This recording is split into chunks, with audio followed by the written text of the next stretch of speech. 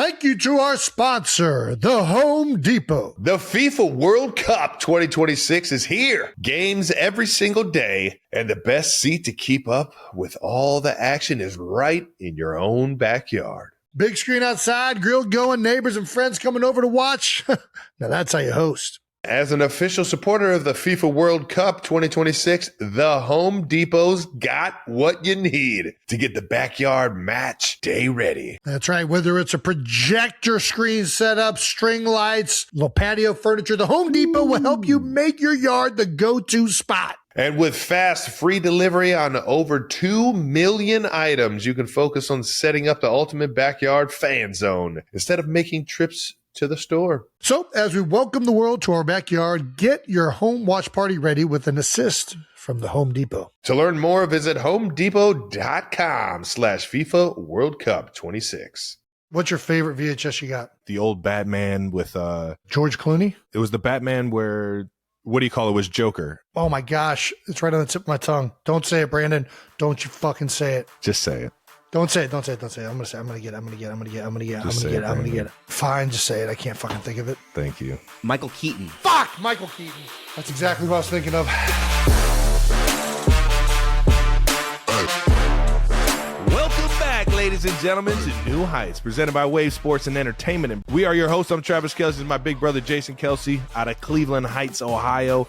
Cincinnati Bearcat alums. New Heights comes to you every single Wednesday during the NFL season. And make sure you subscribe on YouTube and wherever you get your podcasts, and follow the show on all social media at New Heights Show with 1S. And check out our official fan club at newheightsshow.com, also with 1S. Jason, tell the people what we got coming up.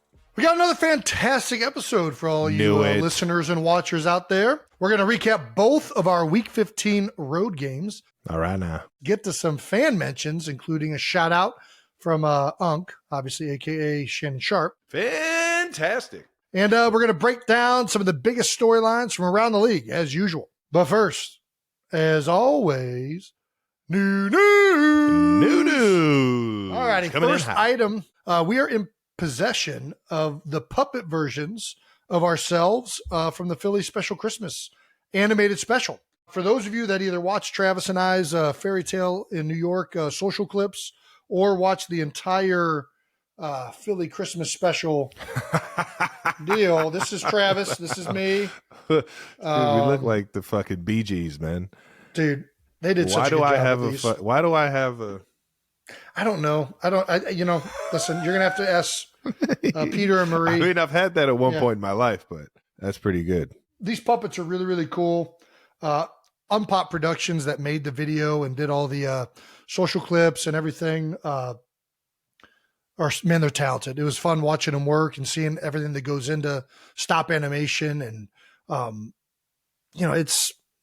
they made all of these puppets from scratch, 3D printed pieces of them. The talent that both of them have and all of the employees there is pretty incredible. So anyways, there is still time for those of you that haven't bought the Philly Special Christmas album. And you can purchase that album on vinyl at phillyspecialchristmas.com. And as a thank you to all the people that did purchase, we're going to do a little giveaway. We're going to give away both of these puppets to anybody that can show proof of purchase on Club 92. That's right. Ooh. If you go on to Club 92 and submit a proof that you purchased our wonderful Christmas album and supported the Philadelphia community and a bunch of local charities, and actually he's turned into charities kind of around the world. Yeah. Yeah, we're going to give away these puppets to a lucky winner or two. Yeah. Well, you guys were kind enough to donate to 87 and Running as well, knowing that I got in there and sang like a little church boy. Did a great job. Yeah, that was very cool. Very kind of you guys, man. We'll make sure it gets injected right into the Kansas City community. Yeah. Actually, anybody that's on the album gets to choose a charity of their choice. So, we have a lot of wonderful musicians that contribute their time and talent to making this whole thing possible. And, we've ended up raising a lot of money now 2 years in a row. And we try to make it so that everybody that's on the album has something that the money is going towards that's very near and dear to them. So, well, that's awesome. You guys are doing it the right way, man. You guys are doing it the right way. Well, the next set of new news is a dessert has been named after us officially. That's right. Hey. First we were a sandwich, and now we are a dessert. Huh. Yeah, we've been inspiring menu items at local establishments, and a 92%er on the New Heights Reddit page let us know that Kelsey clusters are officially on the menu. Hey, it's got a ring at to it. a Philly area bakery called Too Sweet Boutique. That's right. Okay. Right now, up there in Deptford, New Jersey. Deptford, New Jersey. There you go, man. Nice.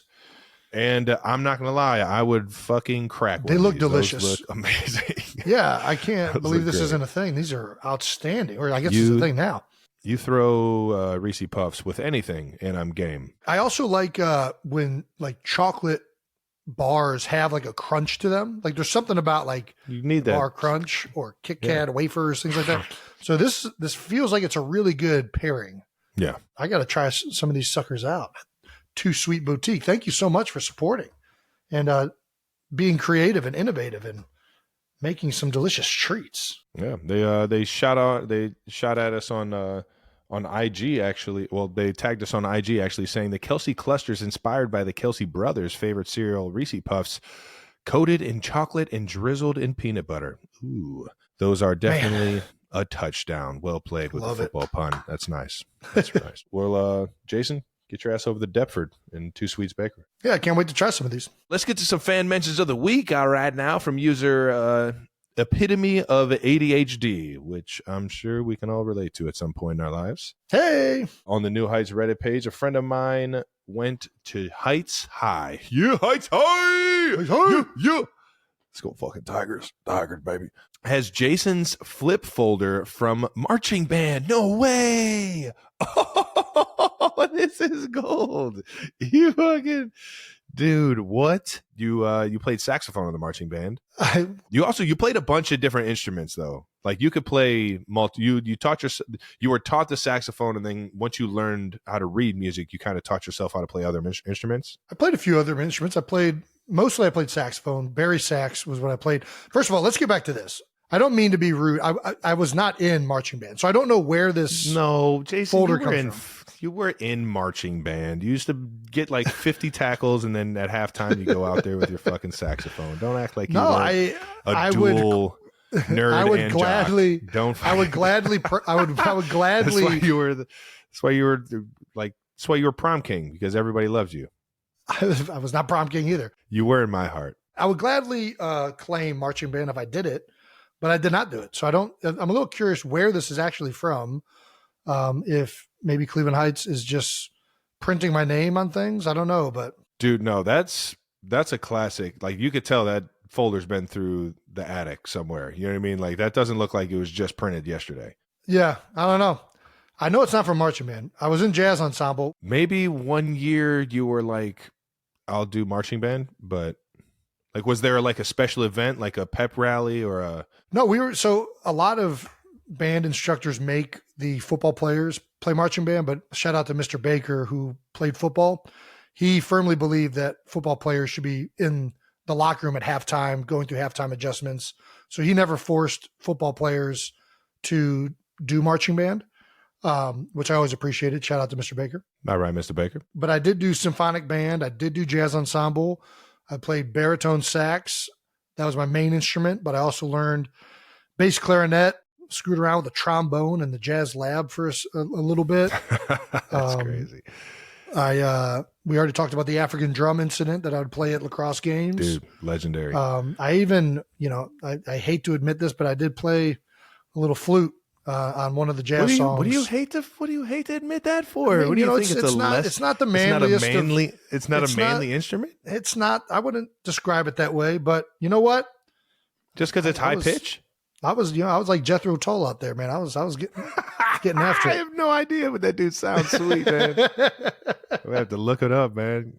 If you look up Jethro Tull, some videos. Jethro. Well, you know the scene in Anchorman where he's playing the flute. That's after. I'm never prepared. What do you say? Like, I'm not even prepared. I haven't played in so long. That's classic. That's from the band Jethro Tull. I forget the main guy's name, but either way. Well, this is awesome. Even if it's true, not true, I love the fact that there's Heights Eye artifacts of Jason Kelsey playing in the marching band.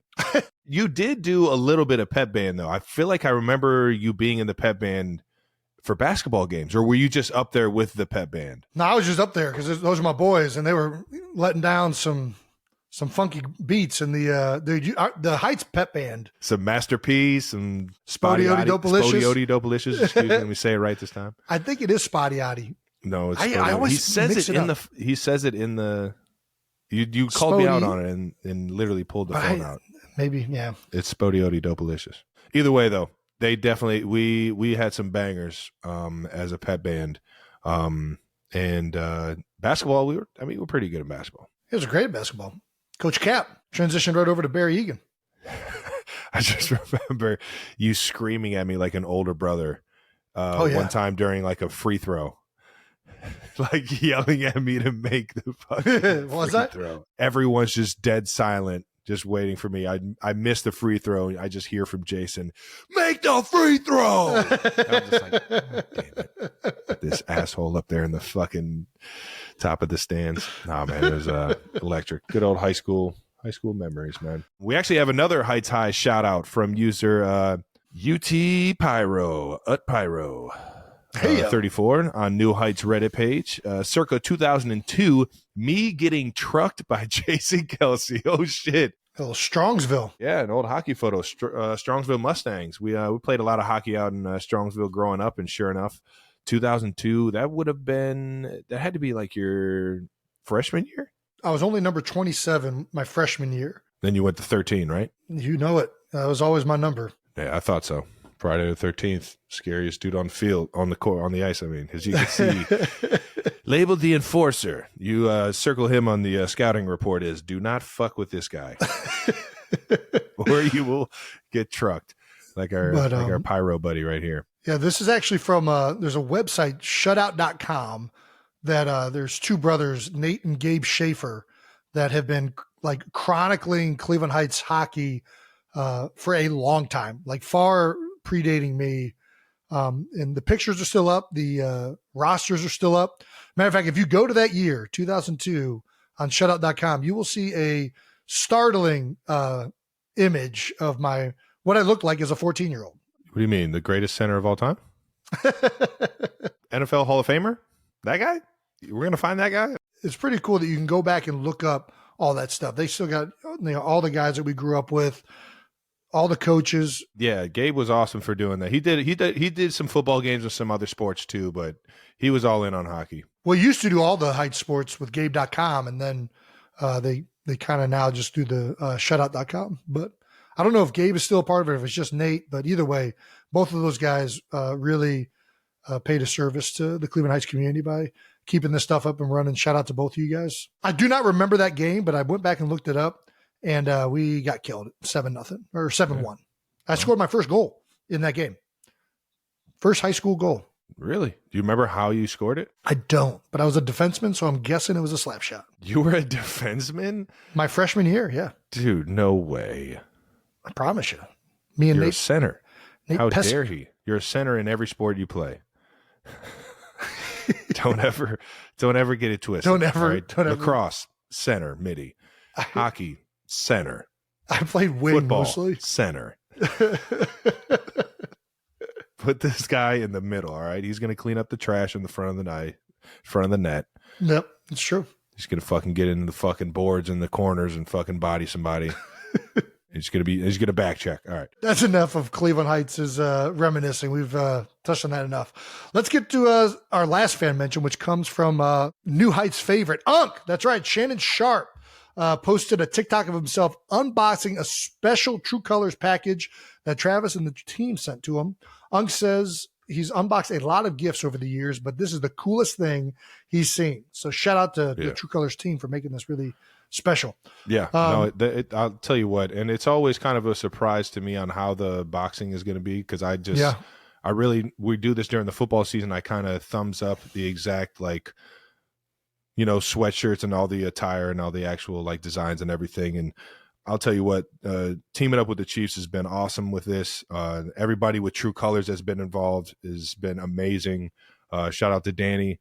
It's just been an absolute blast, and seeing friends and family all over the States unbox these and have some fun with it. And everybody knows Shannon Sharp's a Denver Bronco, man. For him to have the decency to unbox Chiefs, and I'll never expect him to ever wear this. maybe if I get the pleasure of going into the Hall of Fame, I might. He made sure that the Broncos shirt was on. He did it the right way. He did it the right way. Broncos fans better not fucking say anything. All right, and Chiefs fans just be grateful that Unc blessed us, man. And Shannon, we always fucking thank you, man. You're the best, dude. And thank you to the Chiefs and everybody that works with me on True Colors. You guys outdid yourselves with this one, as Unc would say. And you can, I think you might be able to still go and get some at the team shops in KC. Oh, nice. Let's move along to some no dumb questions. All right, now it's time to answer a few not dumb questions, because there's no such thing as dumb questions, ladies and gentlemen, just dumbass people. Hey. All right, now, if you can't get on board with that, I don't know what your life morals are. No Dumb Questions is brought to you by our friends at Accelerator Active Energy Drink. There we go. Peach Paradise. There's a few new flavors out. You got the cherry ice pop. Cherry ice pop, yeah. Ooh, you get an ice cold cherry ice pop. Little tropical punch. The new flavors, cherry ice pop and tropical punch, are only available at drinkaccelerator.com. So make sure you guys check out the website and get accelerated. But moving on to no dumb questions, at Joe DeFran on Twitter, at New Heights. Why don't players squirt their own water? No dumb question. Hashtag no dumb questions. That is such a good question. I mean, honestly, somebody comes up to me with it already like right here, and all they got to do is they just go around from person to person and just like, do you want one? I can shoot you real quick. And it's like, it's way easier than handing the bottle and handing it. I don't know. It's maybe not that much easier, but it is convenient. I will say this. Yeah. I think this typically happens at like a TV timeout or something like that, where you're trying to be efficient and get water to as many guys as possible before the timeout's up. So you kind of just know when somebody reaches up to squirt you to open up your mouth, and then you just get squirted. Yeah. Yeah. But you don't always, like, they don't have to do the squirting. You can do the squirting sometimes. But, when you develop a relationship, you just know when you're about to get squirted on, and you open your mouth to make sure that you get, yeah. You got to have a good relationship with this person squirting. Yeah. You don't want to just be letting randos squirt on you.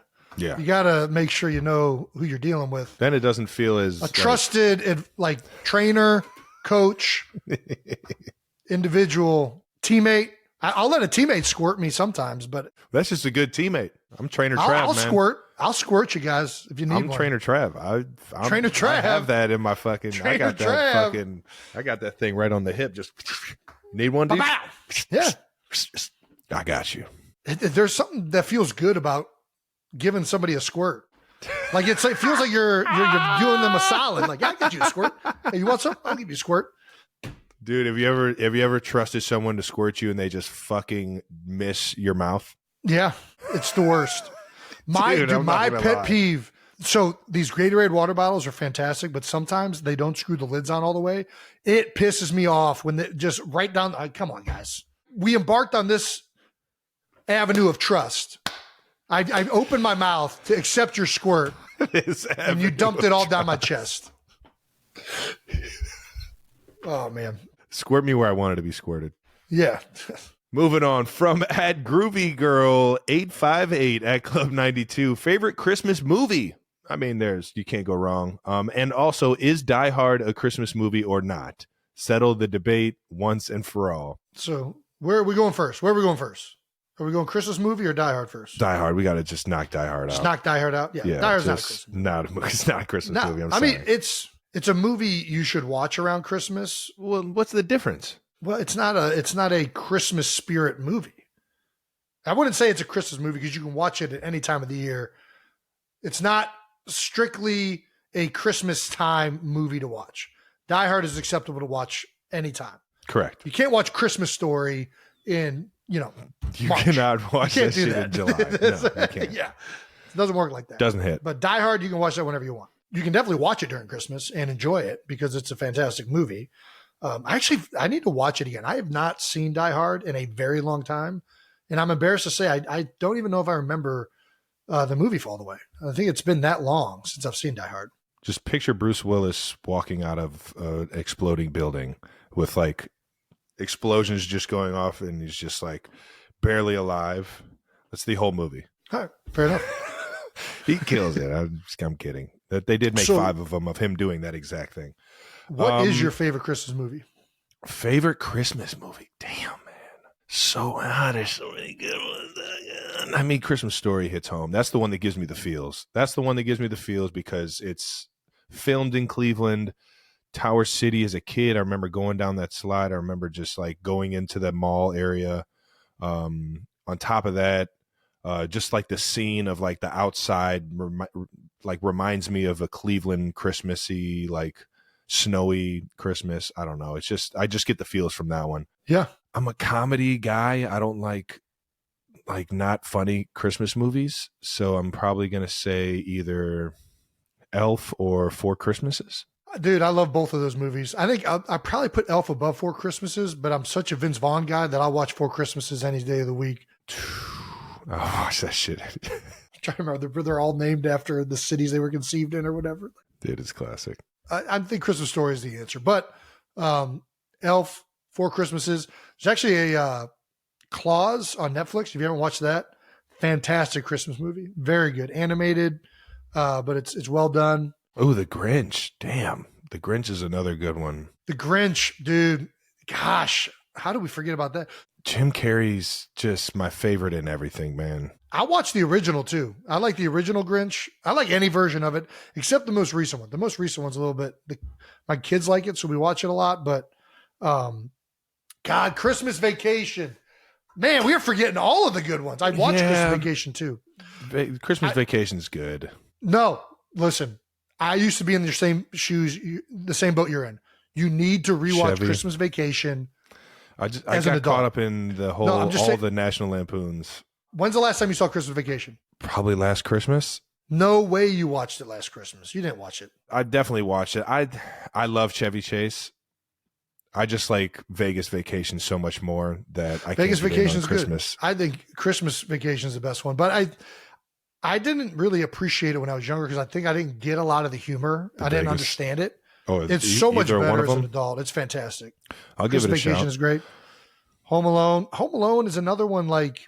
I love it. I can't say anything bad about it. If you put it on, I'll watch it right now. But in terms of like my favorites, I just like a little bit more comedy. Bad Santa, not that much comedy. Bad Santa's all comedy. That's it. That's what I'm saying. Not that much. You know what I mean? Bad Santa, I mean, it's legendary though. Billy Bob. Jingle All the Way. You can't go wrong with Schwarzenegger. Schwarzenegger, get fucking guy. You can't go wrong. There's never been a Schwarzenegger movie that I have not enjoyed watching. All right, you got me there. Just something about the guy. That does it for No Dumb Questions. Thank you guys for throwing it in there. Die Hard is not a Christmas movie. If it is, then so is Four Brothers. You can throw that one in there as well. All right, let's get some bold topics there, Trav, to wrap up Week 15, starting with the fun one that we're going to talk about, the Chiefs-Patriots game. Chiefs 27, Patriots 17. You guys are back in the win column after some frustrating weeks. How's it feel, Trav? Fucking exhilarating. Gosh, it must. I'm sure. I so don't happy need to rub for it you. in. I love you. I love you. But I good. can't wait for you guys to win this week. You can get off the train, man. The L train sucks. Fuck that. Oh, man. Not a fun train to be on. But it was not an easy one. And I'll tell you what, right now, we were able to put up some points, man. We played together. We played a pretty good team, well-rounded team game. All three phases getting after it. Got some turnovers. Unfortunately, we just still got to keep cutting back on the turnovers that we're doing on the offense. But at the end of the day, we came together as a team. We found a way to win, and that's all you can fucking ask for, man. Yeah, man, you guys sure did as a team. Pat threw the ball to 9 different receivers in this game, with rookie Rashee Rice leading the way. Rice had 9 receptions for 91 yards and a touchdown.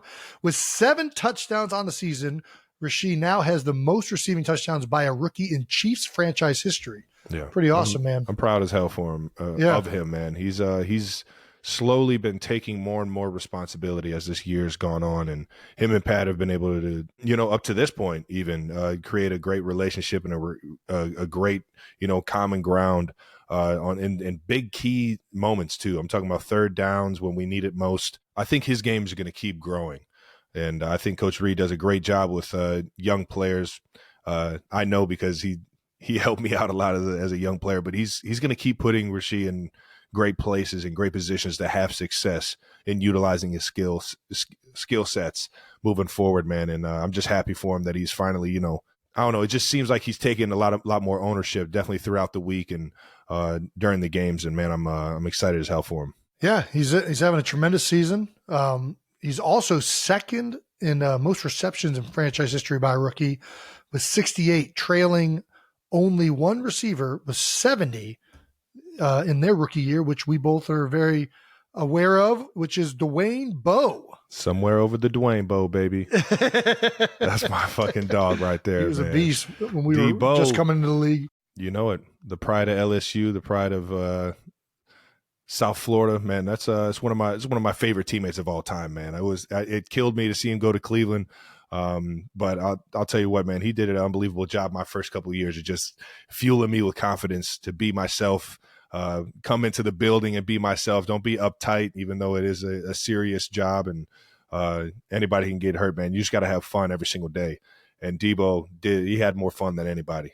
And he definitely, he fueled everybody around him, man. Well, Rashee Rice was not the only one to have a big game. Jet McKinnon and Clyde Edwards-Helaire, it looked like it was the backs were getting involved in this one, man. GBC. Yeah, man. Good brother Clyde. Oh, yeah.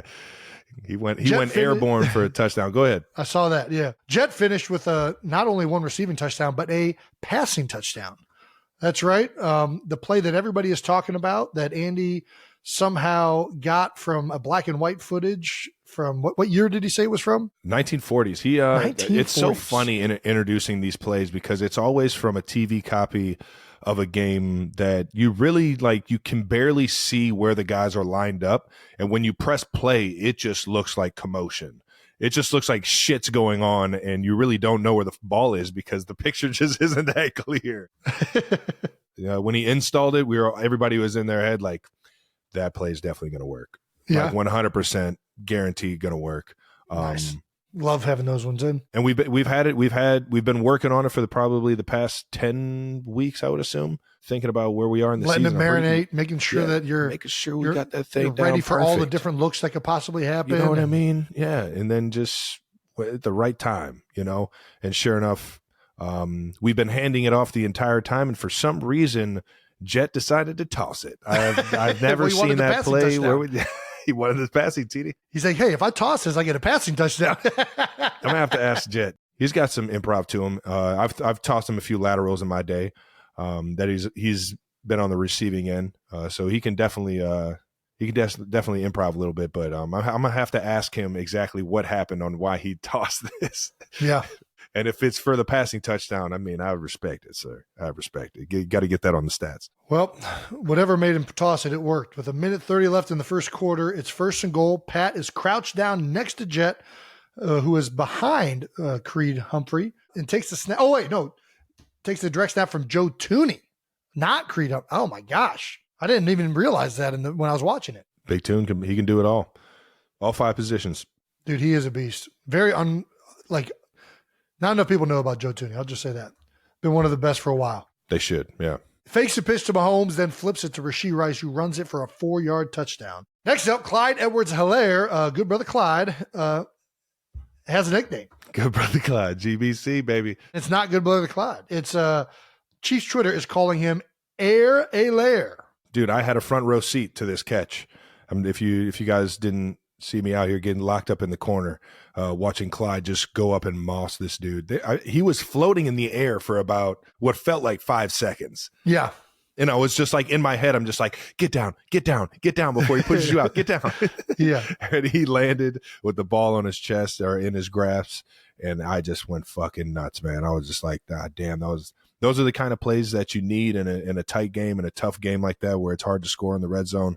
And Clyde coming up with one of the best catches of the season so far, man. Well, the defense dominated again as usual. Another big game holding the pass to just 17 points. Finished with 4 sacks, 7 tackles for loss, and an interception. Linebacker Willie Gay intercepted Bailey Zappi. Zappy's that's his first name is Bailey? Yeah. Interesting. All right. Returned 24 yards all the way to the 7-yard line. This was Willie Gay's first INT this season. The Chiefs are able to immediately capitalize with a touchdown, and the defense is now ranked number 4 in the league right now per Fox Sports, for whatever that's worth. I guess it means that they're just playing really, really good football. Well, you can tell. You can tell because teams aren't putting up a lot of points. We've been talking about it all year. Spagnuolo he's doing such a fantastic job. They all play so well together. There's great players across the board. It really is one of the best team defenses in the NFL this year. And it's been, one of the storylines I think was, I don't want to say unexpected, but I think, when you think of the Chiefs, you think about the high scoring offense, Andy Reid, Pat Mahomes. So this has been one that I think, people have been surprised with a little bit. But I'm sure you guys, not so much. Not so much, yeah. I mean, obviously we're starting to get a little bit more healthy than we've been in the past couple of weeks, getting my guy Bolton back, getting Drew Tranquil back. And Willie's been in there playing his tail off, flying around. And him getting an interception this week is just rewarding him for how many plays he's been making in the run game, man. This dude he's an absolute beast flying around. On top of that, our defensive secondary, man, can't say enough about him. Just the way they're keeping everything in front and making teams drive the ball downfield. You don't see a lot of big plays. If it does happen, it happens one time and we get it fixed.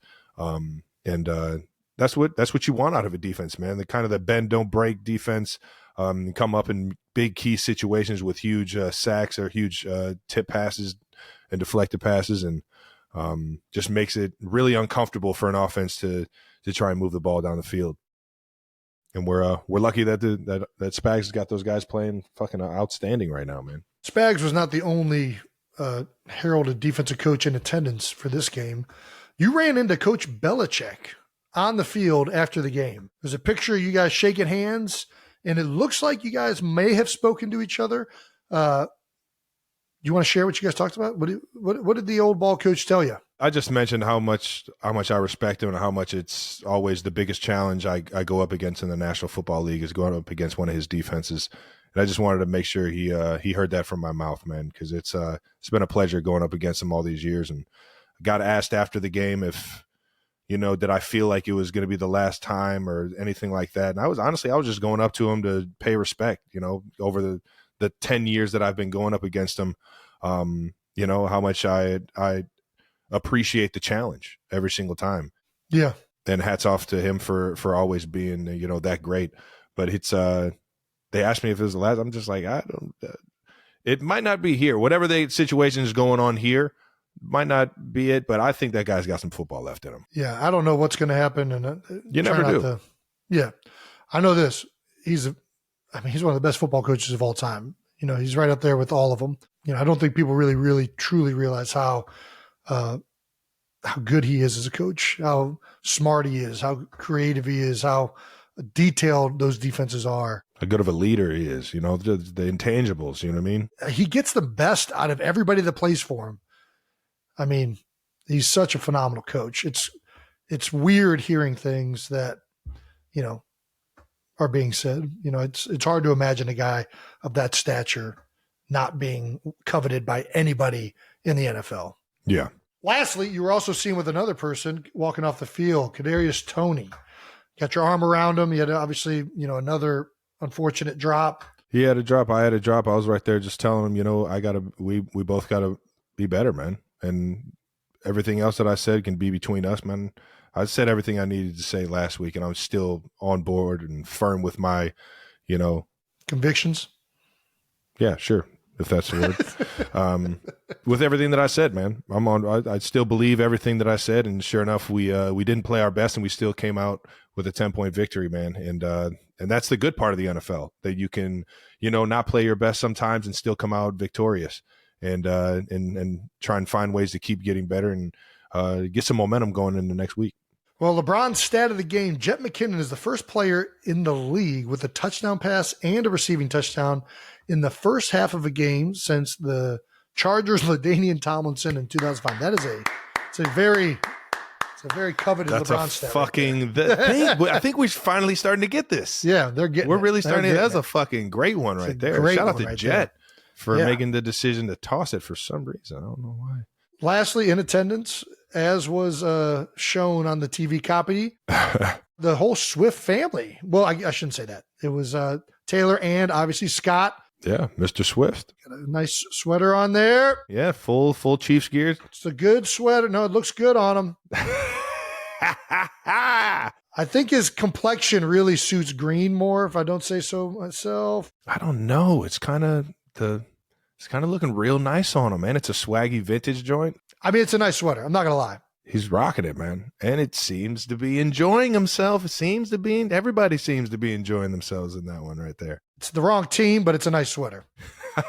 Oh man. I'll say this. They showed Taylor at the game. And I mean, you don't see an entire home team fan base go insane for somebody wearing the opposite team's colors. Just shows you how amazing that girl is. They went absolutely insane when they showed Taylor on the screen. Yes. That's pretty awesome. There might have been a few Brads and Chads that were booing, but for the most part, everybody was fucking screaming their tail off for That's her. awesome. And I was trying to keep it cool. I was like, don't show your cards. Don't show your cards. It was fun, man. It was fun. Shout out to the Patriots, New England. Taylor's on board, or she's on record saying that that stadium's one of the funnest that she's played at. So for them to show her is just kind of, I guess, showing her some love. So awesome. Shout out to the Patriots for doing that. Keep this thing moving to a little Seahawks 20, Eagles 17 on Monday Night Football, man. We got to talk about it, my brother. I know this is a tough one, losing 3 in a row, but definitely the way you guys lost it, man. That was a heartbreaker. Any initial thoughts? Obviously frustrating. Yeah. Losing sucks, man. It really does. We're not playing to the way we're capable of playing. I think it's one thing when you lose and, you're just not as talented, I think, as the other teams. And, I've said this the last 3 weeks and I still think so. I think we have great players. I really do. I think we have great coaches. It's just not clicking right now. And when you're losing consecutive games, it's not fun. I mean, this game is only fun when you're winning. And, that's when you got to come even closer together to fight through the adversity, to get it corrected, to play up to the standard and to the ability that each one and every one of us can play. And it's uncharacteristic, or what was uncharacteristic, I guess, of earlier in the season. Early in the season, the reason we were 10-1 is because we were smart football team down the stretch. We took care of the football. We did things right. And, obviously, myself included, we have not been disciplined enough. We haven't executed, especially in crucial moments of the game. And it's frustrating. It's really frustrating, but all you can do is go back and work, man. Yeah. I have solace that I know for a fact we got great players and that we can play a hell of a lot better than what we've put on tape the last few weeks. So look forward to continuing to work on that this week. Well, like you said, it's spotty. It's not that you guys are playing just absolutely terrible the whole game. You guys have big time drives where it looks like you guys are all in sync and it's just working great, and both offense and defense. Yeah. But like you said, it's kind of just putting it all together. And I always kind of looked at a lot of the Tom Brady teams. You always saw them in critical situations just find a way, whatever it was, grind out a first down on a 3rd and short or a 3rd and long, find a way to keep the ball moving, get out of bounds in 2 minutes when it's needed. When it came down to situational football, they were pretty flawless, man. And it doesn't matter how crazy the game can get. If you're within a score in the 4th quarter, it's going to come down to situational football and how locked in you are. And, that's the biggest thing, man. And I think that's kind of a struggle when you have younger players or you have new players, or you have new coaches or whatever it may be. You got to fucking learn with the guys that you have, and you got to keep finding new ways to do it, because teams are going to look at your track record and they're going to look at the scheme that you've had or how you won games in those situations before and use that against you. So it's keep building every single year and every single game. And sometimes it takes a tough loss like that to grind out some or iron out some wrinkles during the week and get back in the groove, man. Yeah. Prior to the game, it came out a few days before the game that Matt Patricia would now be calling the defensive plays for the Eagles. Sean Desai is a fantastic coach. Yeah. It's been awesome having him here and bouncing things off of each other, going up against him in training camp, figuring out his defenses and having that competition with each other of like blitzes and different fronts and how are we attacking it. I have so much respect for Sean. Ultimately, obviously, the organization, Nick felt it was in the best interest of the team to move forward with Matt calling plays. But that doesn't take away any amount of respect that I have for Sean Desai. I can tell you that right now. Yeah. I know he's a talented coach. I'm pretty sure I've been a part of a OC change. Have you? The year before Nagy got hired in Chicago, Coach Reed kind of handed the play calling over to Nagy. And that was a big reason. I remember that. That was a big reason why. I don't know if it ever got leaked, though. He got hired. I'm pretty sure that was a big reason. Like he's ready because he's called plays and we've had success. Yeah. So I'm not sure, but at the end of the day, sometimes you just need a switch up, man. If you feel like you're stuck in the mud or, you can't get out of it, or you feel like you're just getting schemed up. Sometimes it's better to just, switch it up for a bit or see how somebody else does calling it. And that's the battle of coaching, man. That's exactly what you go through sometimes. I mean, when you play as poorly as we did against the 49ers and Dallas, no matter what your record is before that, coaches are, we got to get this corrected. And for whatever reason, Nick felt like there was a change that he wanted to make, and that's the way it goes. I think when you perform the way you do, decisions like that get made. Well, it was also reported a couple days before the game that Jalen was sick and dealing with a little bit of an illness, and even flew to Seattle on a separate plane. Yep. Which is very interesting. Were you surprised he was able to go? When he's sick on Saturday and he, couldn't practice, guys get sick. Usually it's like a day thing. It's like, oh, he'll be back, Then when he was still sick the next day, I'm like, oh man, I don't know what's going to happen. So we were kind of preparing for both situations. I think in the back of everybody's head, knowing the competitor that Jalen is, we all expected him to play. He ain't going to miss no game. That boy loves the ball, man. That guy ain't going to fucking miss a game over some sickness. Yeah. But I mean, you got to be wearing white pants and shitting all day for being to not want to go out there and play. And even then, you know what I'm saying? You got to make it do what it do. Yeah. So I think we all expected Jalen to play just because of the type of competitor and the guy that he is. But we were ready to go if he couldn't go. Mariota was prepared and, got to work with him throughout those couple days there. Let's just talk some post-game quotes here. Coach Sirianni, in quotes, saying that we just needed to pull away in that game, and we didn't.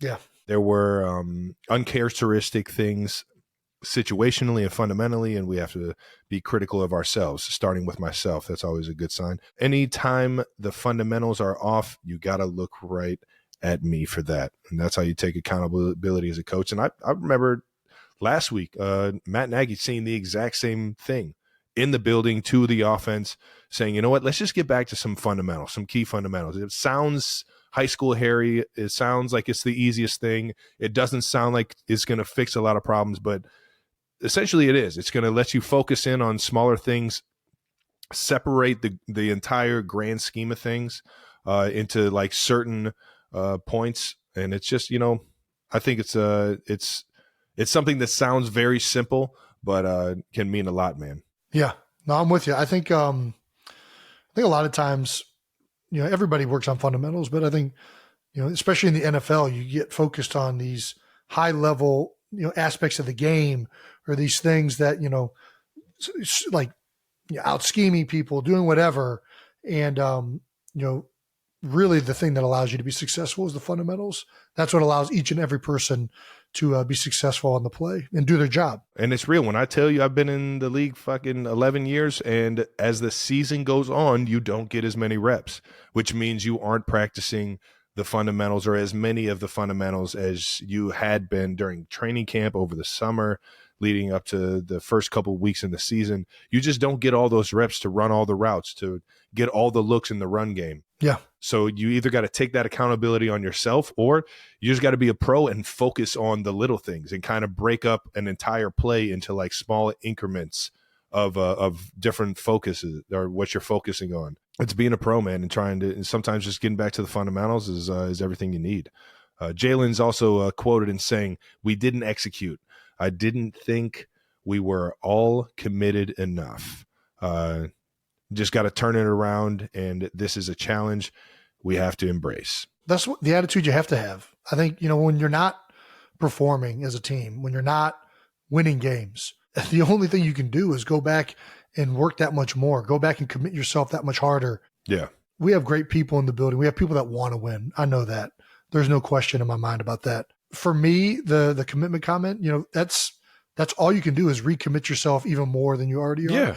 Yeah. I think that at the end of the day, all you can do is go back and work, go back and focus on the fundamentals, focus on where you're making mistakes as an individual, focus on how you can help your teammate, assist your teammate, be where you need to be, bring energy. I think all these things in the grand scheme of thing add up to you and your teammates playing better if everybody has that mindset, and I think that, when you approach it with intention and approach it with the seriousness that it needs to be approached with, generally things get corrected. I'm on board with that. Well, let's hit the game a little bit here. Let's go. You guys got off to a solid start with 2 long 8.5-minute drives in the first half. Yep. I know how that feels. You guys kept us off the field as an offense when we guys played you guys, but that led to a 10-0 lead, the worst lead in football at half. But Seattle responded in the second half, holding you guys to 7 points. Yeah. What was Seattle doing on defense to really disrupt the rhythm? Listen, Seattle played a good game. Obviously, I'm not taking anything away from them. I think that we just didn't execute. And, I look at things intrinsically. Intrinsically, that was a good word. They played a lot of shell. They played a lot of quarters. They're trying to take away the big play, keep everything in front of them, make us dink and dunk, make us run the football. And that's why you had the 2 long drives in the first half, because that's what they were giving us, right? They're giving us all the underneath stuff, and we took it and we capitalized on it. Should have been 14 points, and we're going to get to that in a second. My false start was crucial. It ended up being a big reason why we didn't win the game. I got to eat that. The league just won't let the brotherly shove be great, man. I got nobody to blame. They're harping on this. I got nobody to blame but myself. Every single time you guys get in that formation, they are. Yeah, but I know that. And I have been warned about this because in years past, I had been known to move the ball up. I really have not done that much this year. Right? I'm not trying to do it. You stole a good 2 feet right there. I don't know about 2 feet. I think it might have been a ball's length. I don't mean to be funny about normally when you're getting down, the problem was I set my feet too close to the ball. So when I'm trying to get a forward lean, I move the ball a little bit too far. I get it. And it's the right call. I mean, it was really stupid. Put my hands on the ball first, then set my feet. Then I guarantee that call's not going to happen. We didn't even need a full yard for the first down. So yeah, I mean, it was just, it's beyond stupid. It's tough. And myself included, this has kind of been the entire team to a certain extent over the last 3 games. Up until the Bills game, I think I had 1 penalty on the season. Since then, I've had 4 or 5 false starts, you know what I mean? And including this play. And they've all been in crucial situations. The Bills game down the stretch almost cost us. This one cost us 3 points or 4 points, which ultimately, is the difference in the game. Yeah. When we were 10-1, we were just collectively operating on a much more consistent, situationally aware, smart football team. This is not smart. This is stupid. This is really stupid. And it was unnecessary because the play was still going to work.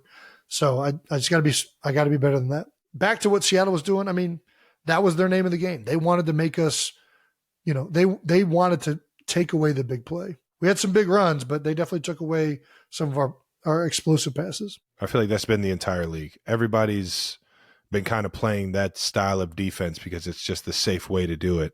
Yeah. I don't know. It can get frustrating, it can get tough, but at the end of the day, you just got to turn into that grind mentality kind of team.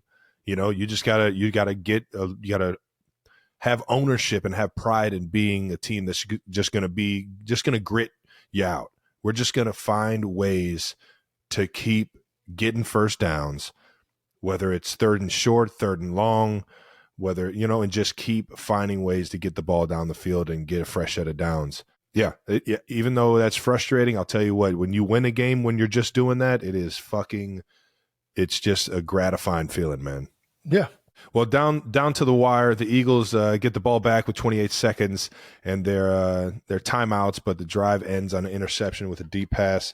I'm not going to lie, man. I was watching the game sitting there like, I just got a feeling Jalen's going to fucking just dial some shit up right here.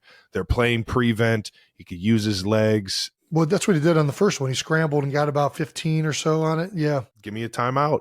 You guys are just going to fucking drift back. Let me go ahead and use these legs, and gave his guy a shot. Maybe underthrown just a little bit, but either way, that the safety came from middle of the field and made a tremendous play on the ball, getting his toe just to barely touch the fucking turf while he gets his other foot in bounds. Tough way to lose the game there at the end, especially with Drew Lock throwing a tutty with one-on-one coverage with less than a minute left. I mean, Seattle, like we kind of just talked about, just in critical moments, just ended up making the plays, man. Listen, I know I just said that I like to look at things intrinsically. I always look at it from the lens of the Philadelphia Eagles. They made plays. That was a hell of a pass by Drew Lock. Both of the interceptions that kid made were impressive plays on the ball for a DB. Very impressive plays. Yeah.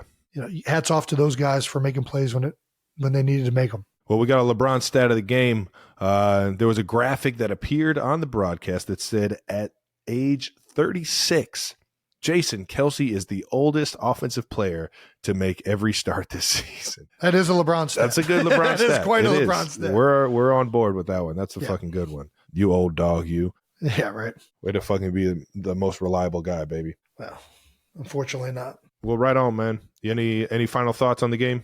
Listen, I'm just looking forward to getting back and working with my guys. I'm with that. I think losing sucks, but I know we're a hell of a lot better than what we've been showing on tape. And I know that there's great people in that building that I look forward to getting this corrected with, going out there and fighting. Because, I think all this stuff, it sucks right now, but that makes it that much better when you get it corrected. Whoo, you ain't lying. Well, 3 weeks left, dog. How about that? Yeah. How about that? It's We're almost already here, man. at Christmas. Playoffs? They're almost here. Playoffs. Wow. It's electrical. It's an electric feeling, the holidays, and then you add the end of the season, just grit to it. And then you just add the excitement of who's going to get where in the playoffs. And yeah. And I'm sure you feel it too. You guys control your destiny just as much as we control ours. And what a fucking place to be in, man. What a fortunate place to be in. And a lot of great players in both organizations. So let's get this shit fixed and let's turn into those teams that we know we can be, baby. Yeah, baby. All right, let's get to some Week 15 roundup. Some quick thoughts to the biggest headlines from Week 15, starting with the shakeup in the Chargers organization. That's right. After losing 63-21, man, for as good as the defense has been playing, these have been some of the highest scoring games between this one and the Dolphins game. I haven't seen numbers like this in a long time in the NFL. 63? After losing 63-21 to the Raiders on Thursday Night Football, the Chargers made the decision to part ways with head coach Brandon Staley and GM Tom Telesco, both of them. The Chargers have some great pieces. Who do you think they should go after as the next coach? Fucking, I don't know. Go get like a young, never heard of college coach. You like that route? I don't want a fucking good coach to come into fucking my division, dude. Get the fuck out of here. I hope they fucking hire some jabroni, man. I hope they hire two fucking jabronis. They don't know what the fuck they're doing. Oh, we're talking about this in 3 years or 2 years. Just doing the same thing, rinse and repeat. I honestly got a lot of guys that I love and respect on that fucking Chargers team. Right now it does not look pretty. And the guys that I feel for are the guys like Keenan Allen, who's just been there grinding it out, putting everything he's got forward, battling injuries, going out there every single week, just and not getting rewarded with wins. That shit sucks, man. And it's obviously more than just him. Khalil Mack, Derwin James. I got a lot of respect for a lot of guys on that team. And losing fucking sucks. And I got a lot of respect for Brandon Staley, and for him to kind of go out the way he did. That shit. It's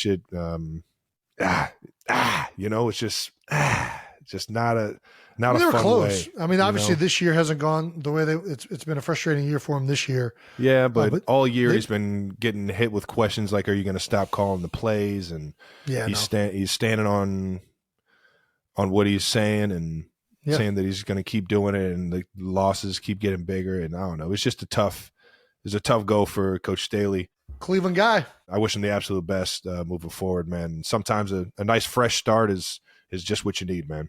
People are saying that Bill Belichick might be the front runner for the head coaching role. Yeah, no shit. Nope.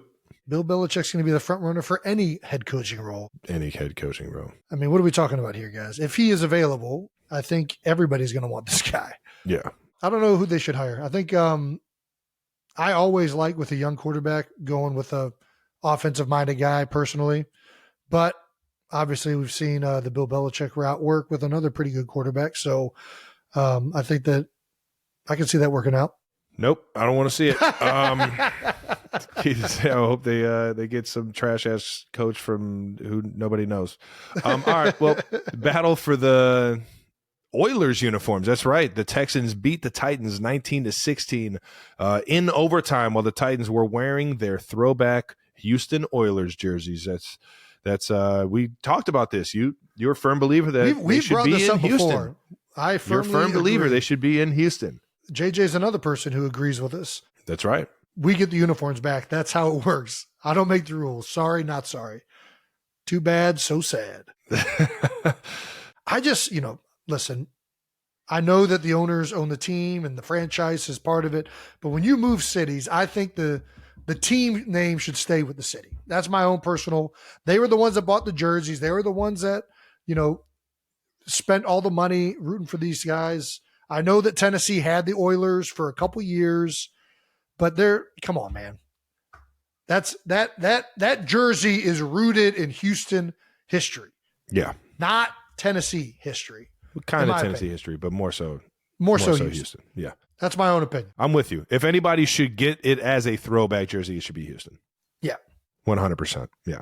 The fact that they tried to wear it against them and didn't come up with a win even solidifies it even more. I do kind of like this because there's not really, I think there's rivalry games and there's like, what's a name of a, like, I feel like there are names for some of the rivalry games in the NFL. Was Cleveland and Pittsburgh ever like named anything? Cleveland versus Pittsburgh? Mm-mm. No. Was this the Cowboys and Eagles? No, it doesn't have a name. It's just a Cowboys-Eagles game. Yeah. Obviously, in college, you have the trophies. Yeah. This would be pretty cool if they decided these jerseys like this. Every time the Texans and the Titans play, one of the teams wears the throwback, and whoever wins it the time before gets to wear it for that game. I think that's a pretty good compromise. That'd be a fun way to throw in there. Just another piece to the puzzle. It'll never happen, but it's fun. It'll never happen. Yep. All righty. Steelers safety DeMonte KZ suspended rest of the season. It is unfortunate, man. KZ was suspended for the remainder of the 2023 season after his illegal helmet-to-helmet hit on Colts wide receiver Michael Pittman Jr. during the Steelers-Colts game. I'm not going to lie. I have not seen this hit. I mean, it's a tough play. It is a nasty hit. It's a nasty hit because he gets folded up and it kind of, he's in the air, diving for the ball. Yeah, but he's not. What do you expect the guy to do here? Just let him catch the ball and not try and hit him or not make a play on him? I don't know. Like, did he hit him with the crown of his helmet? Not so much. Did he duck his head? Yeah, a little bit. I don't know what you want a safety to do here other than just let him catch the ball. I think he's going in for, him to break up the pass. It's just so hard. I don't think it should be the rest of the season. I don't think this was an intentional, I'm trying to hurt this guy. Well, that's where I'm at. It doesn't look like he was intentionally trying to do this to him. Yeah, I think that's a bit much, man. But the issue with that is is there like a track record here because a lot of the times when these decisions get made, it's because there's like multiple occurrences of something. But just based on that hit alone, obviously it's a penalty. Obviously there's going to be repercussions for it, even though it's unintentional. You know what I mean? Like, unfortunately, it's just one of the things of the game. The safety's trying to make a play on the ball. The receiver's trying to make a play on the ball. And, the receiver gets the benefit of the doubt in today's league. And I think it's probably for the betterment of all of our players' health and safety that they do. Yeah. But I also don't think anything of KZ for doing that. I mean, it looked to me, like that's not something. Yeah. A tough football play. I mean, you get caught in some bad positions on the some football compromising field. situations sometimes. And it is what it is. It's football. I just think, and Brady commented on it and said to put the blame on the defensive player all the time is just flat out wrong. I agree with that, man. Yeah. There's just some situations in football you can't avoid, and we all signed the line that says we can get injured playing this fucking game. So I don't know. I think it's not worthy of the rest of the season suspension, but I don't know. Yeah, well, I think if this was a one-time offense, I think this wouldn't be a end of the season suspension. If you look at John Runyon's quote, when players violate the rules intended to protect player safety on a repeated basis, and particularly when the violations carry with them a significant risk of injury to the opposing player, is appropriate to impose substantially greater penalties. So it's pretty clear here. I don't know how many times KZ has done, but it's happened before. But this is a repeated instance, and I think that's why that's what he's saying. Yeah, the penalty is as great as it is, because just on that hit alone, obviously that's going to be enforced. Yeah. But it didn't look like that was an intentional thing. But if there are, I mean, that's the way it works. If you do things over and over again, repeat offender, man. Yeah, always get hit twice as hard. But I do agree with Brady. Some ownership has to be put on the quarterback to try and protect your teammates as well. We've all seen Julian Edelman's highlight tape. I was about to say, it's an interesting quote come from Brady. We don't want to go there. Tom's been killing it, man. I don't care what anybody says. He's creating some great conversations out here. He is. Great combos, man. Fuck. At the end of the day, we just got to know who you can put in that compromised situation. Jules is as tough as they come. Gronk just as tough as they fucking get, dude. Both of them. Are you kidding me? Fuck. And sure enough, they're fucking Hall of Famers because of it. Falcons wide receiver Mac Hollins, good friend of Jason's, arrives barefoot to the Falcons-Panthers game. Took a little page out of Jason's book, going no socks, but Jason's always in flip-flops. You might be overdoing yourself, or he might have outdone you. Hey, if there's anybody I would be happy to be outdone by, it is Mac Hollins. Let me tell you, Mac was in Philly for the early part of his career, and he was a locker room favorite, man. He is a unique individual. He'd be reading books in the cafeteria. He's got his Rubik's Cube. Used to call him Backpack Mac because that was his celebration in the end zone. Yeah, put the team on my bike. And he was that guy that would do anything for the team. And to see the way his career's gone and for him to continue to be a playmaker and have the games he's had in Atlanta, as well as, where was he at before Atlanta? Was it Tampa Bay? Either way, though, he's been blossoming since he left Philadelphia. And he was, I don't know, he was just a locker room favorite, man. He's just a funny dude, smart, intelligent guy, and he's a talented player. So, and I guess, if he's just working on being grounded. I don't know. What do you do? Why would you walk barefoot into a game? Lost your shoes? Don't like your shoes matching your outfit? Maybe he's into grounding. Have you heard about grounding? It's where you just get electrocuted by earth. There's a theory out there that your body is a big electrical circuit or whatever. 100% it is, yeah. Right. And that so is earth. When human beings didn't wear shoes, we were grounded, and that somehow made the electrical unit operate more efficiently. I'm probably doing a terrible job of summarizing this, but maybe that's what he's doing. Yeah, no. And there's something to say. I don't know about on concrete, but I know that if you it's supposed step to be on grass, dirt, right? yeah, grass, dirt. If you're on grass, you definitely get some of the electric current from the earth. Do you guys have all these guys wearing barefoot shoes? Yeah, I know. I see all these guys wearing barefoot shoes. I'm like, dude, the shoes with the toe, it separates your big toe. No, well, those I think they do have those maybe, but they just have like a wider toe box, and it's supposed to let your foot displace like you're walking barefoot. Just walk barefoot. What do you need barefoot shoes for? If you want to be, I don't know. Everybody's feet are like soft nowadays. Like I feel like back in the day, you like built up some not cows, Mac like you built up some. All right now. Got to have your barefoot socks on with your barefoot shoes. Just go Neanderthal. Just go Sockless full socks. Jason Kelsey. No draws, no soap. I walk around like the biblical times. Very interesting. You ever try to walk on water? I think I might have actually tried to do that once. It didn't work out. Just run really fast. See how far you can go. Let's just keep this thing fucking moving. We don't know what the fuck we're talking about. All righty. Winter meeting rule changes. At the December NFL League meeting last week, a few possible rule changes were brought up for next season. I did not know this. Yeah. Kickoffs could be undergoing a change, as they have pretty much every year at this point. What else do we need to change on the fucking kickoff? It is already not even a real play. It's just like, don't take it away. The ceremonial kickoff. Yeah, exactly. Just make it don't take it away. Whatever you do, do not take away the kickoff. That's going to fucking be so unelectric. Well, NFL executive Troy Vincent says the kickoff is a dead ceremonial play today, and it will be addressed. So it looks like they're going to take it away. That's deflating. That just deflated me. I don't know what to tell you, Trev. This Christmas sucks. NFL to review controversial fumbling through the end zone rule. Oh, yeah. The league will be taking a look at the rule that takes away possession from the offensive team if they lose a fumble out of the defensive team's end zone. Is the old touchback or... Yeah, touchback rule. I'm a fan of it. I like the fact that it changes. I also like kickoffs. Adds a little wrinkle. Yeah. I also like it when guys launch in. Do we just not like rule changes? Are we just the old crusty players that don't like all the new rules? This is 100% us. It's 100% us. I would be okay with this rule if you get to retain possession, but you have to go back to your own 20.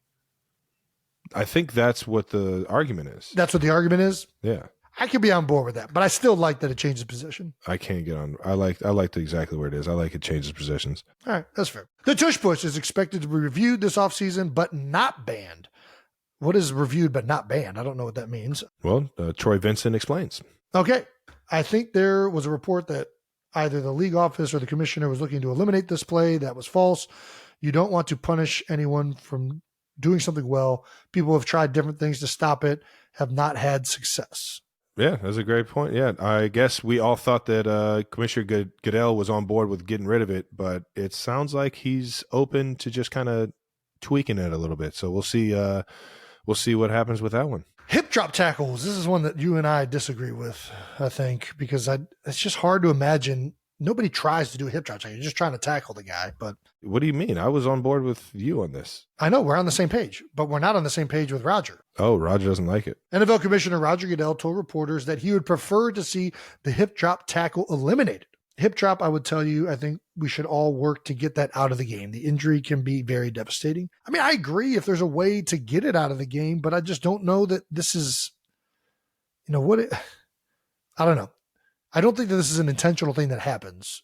I don't know how you're going to stop somebody from wrapping their arms around a guy up and trying to bring him down and accidentally falling on the back of his legs. There's nothing you can do to stop that. I mean, you're going to take away a lot of. I don't get how you call that.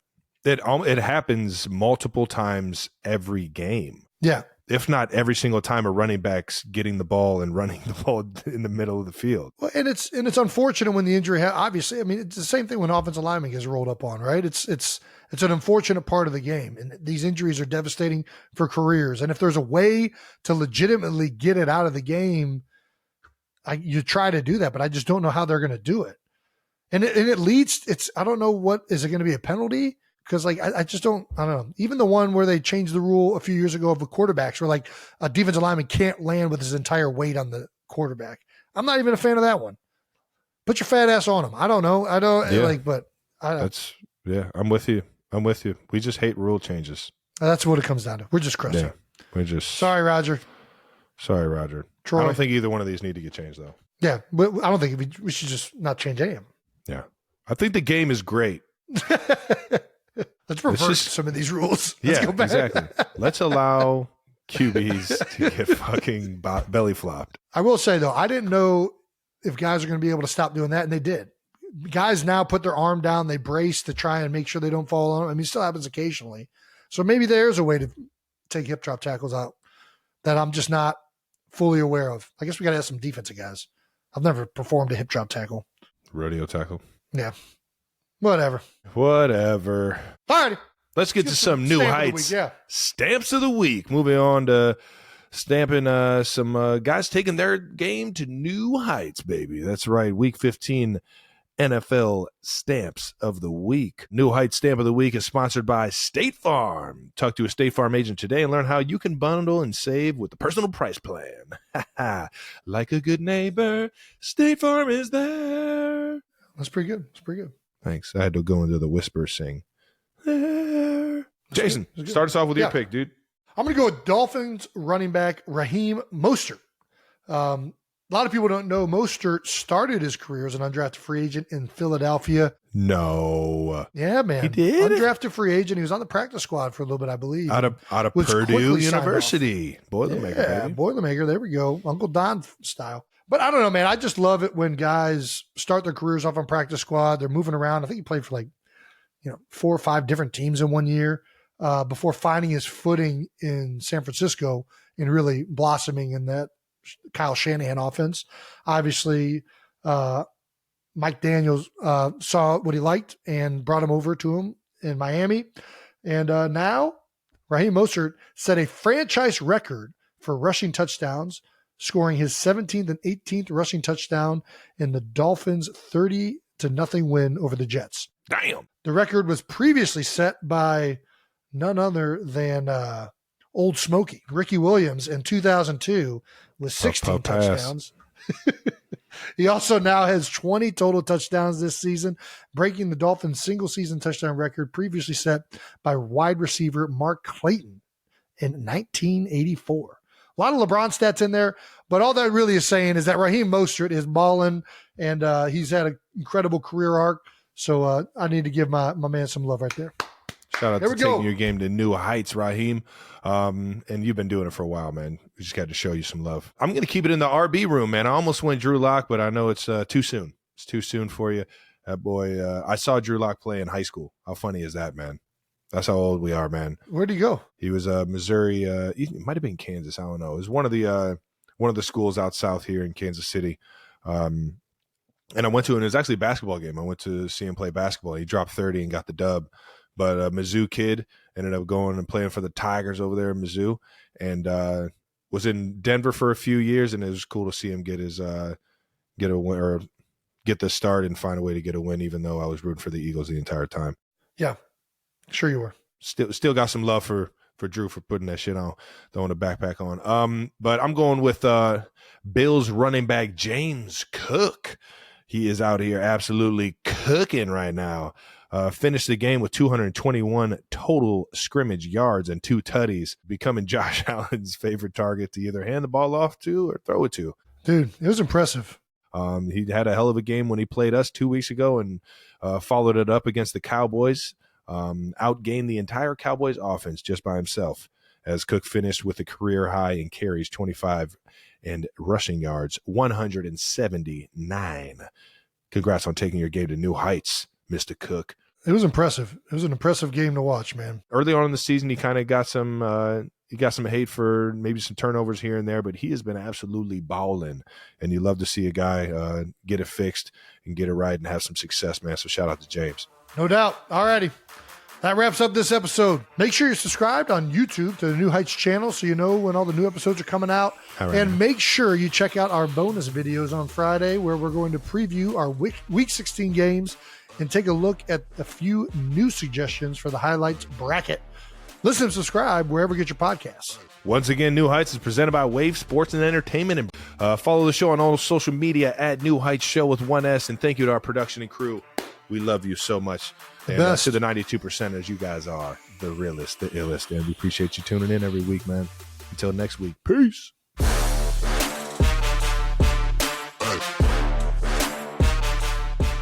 Did we do the Christmas movies justice? Yeah, did we do it justice?